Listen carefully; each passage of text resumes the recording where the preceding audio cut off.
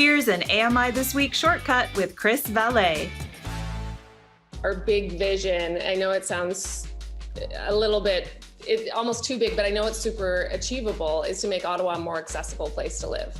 That was Kyla Kalane, the founder of Able Humans of Ottawa, a new online Facebook group that helps bring awareness to accessibility and inclusion in Ottawa by telling stories of the disability community in the style of the famous Humans of New York. Kyla, how did this project come about? So Able Humans of Ottawa was an idea that I came up with a while ago, and I was just sort of trying to find the right time and the amount of people or volunteers I could get together that were the right fit to take on this project. And every year, Build Able, my company, takes on fourth year community health nursing students. And the group that I had this past fall, they were a really enthusiastic group of four nursing students, and they were really excited to take on a project like this. So I really provided them with the concept, and they took it and ran with it and really made it all come together.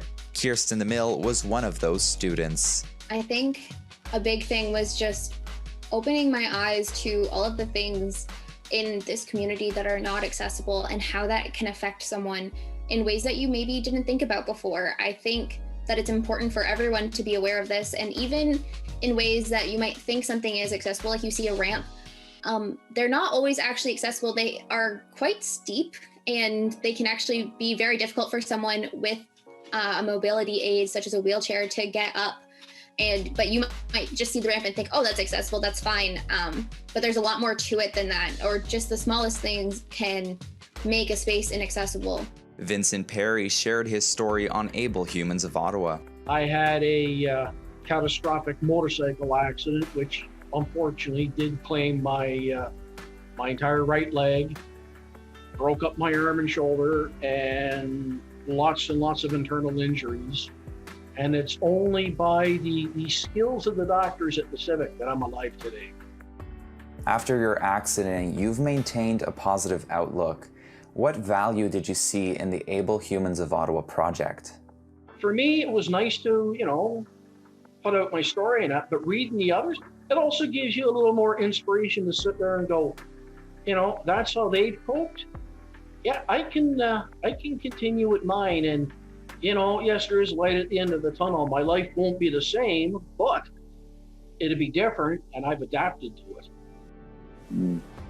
I said some things I will never be able to do again, and others I'm kind of hoping I do get to do again, because with the nice weather, motorcycle fever hits really bad every spring. I don't have a motorcycle. There is a good possibility I could ride a three-wheeler, but that's after I'm healed. Kyla, what has the feedback been like so far?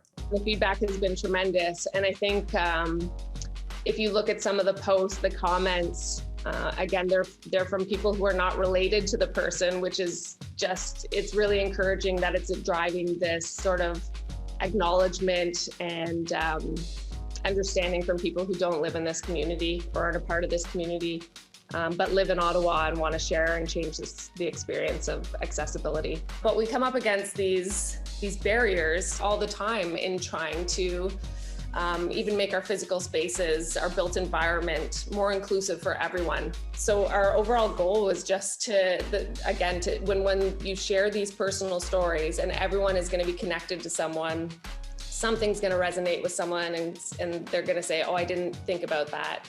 If they don't live with a chronic illness or they're an able-bodied person, it's things that, living with that sort of privilege, you don't think about every day until you see a friend share it, until you see a friend's child talk about their experience. And so I think through storytelling, humans can become more compassionate and open to making change that is more inclusive. I just think the variation and degrees of, as I like to say, the good, the bad, and the ugly around accessibility and inclusivity, and shared from that personal perspective is really gonna bring it to where we want it to go. Vinny, do you have any advice for people who may be looking to connect with experiences like yours? Don't sit there and think it's the end of the world. Like for me, I lost a leg and I was very independent. I'm learning to adapt. Yes, can be very difficult, but it does get better as you go on. It's hard, but it's worth it. And yeah, I'm 54. I still got a lot of living to do, so I want to grab that with both arms because I sure can't run after it. You can hear more of these stories or contribute your own by visiting Able Humans of Ottawa on Facebook.